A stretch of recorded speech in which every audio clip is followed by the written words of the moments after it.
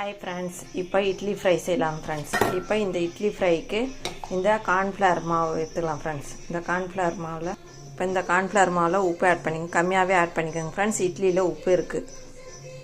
இப்போ இதில் கொஞ்சமாக மைதா ஆட் பண்ணிக்கோங்க. 1 ஸ்பூன் மைதா போதும் ஃப்ரெண்ட்ஸ். இப்போ இதை தண்ணி ஊற்றி கரைச்சிக்கலாம் ஃப்ரெண்ட்ஸ். இதில் கொஞ்சமாக ஃபுட் கலர் ஆட் பண்ணிக்கோங்க ஃப்ரெண்ட்ஸ்.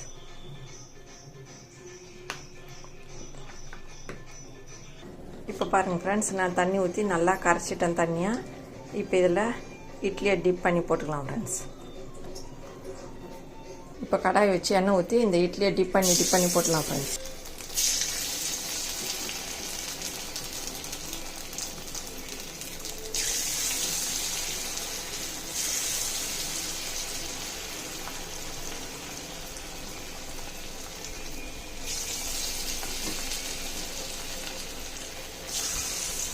இப்போ இது வந்த உடனே திருப்பிட்டு நல்லா சேவ் பண்ணி எடுத்துடலாம் ஃப்ரெண்ட்ஸ்.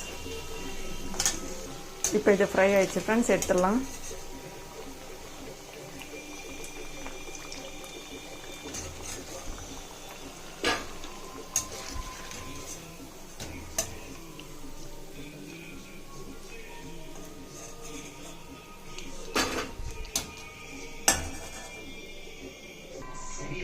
இப்போ எல்லாத்தையும் ஃப்ரை பண்ணி எடுத்துக்கினாச்சு ஃப்ரெண்ட்ஸ். இப்போ கடாய் வச்சு எண்ணெய் ஊற்றிக்கலாம் ஃப்ரெண்ட்ஸ்.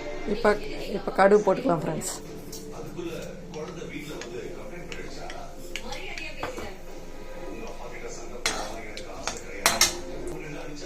பெருங்காயம் ஆட் பண்ணிக்கலாம். இப்போ இதில் வெங்காயம் ஆட் பண்ணி நல்லா வதக்குங்க ஃப்ரெண்ட்ஸ். நல்லா பொன்னிறமாக வர வரைக்கும் வரங்க. மீடியம் ஃப்ளேம்லேயே வைங்க.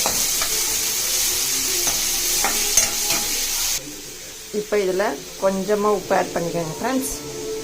இப்போ இதில் ஒரு பச்சை மிளகாய் போட்டு ரன் பண்ணிக்கலாம் ஃப்ரெண்ட்ஸ்.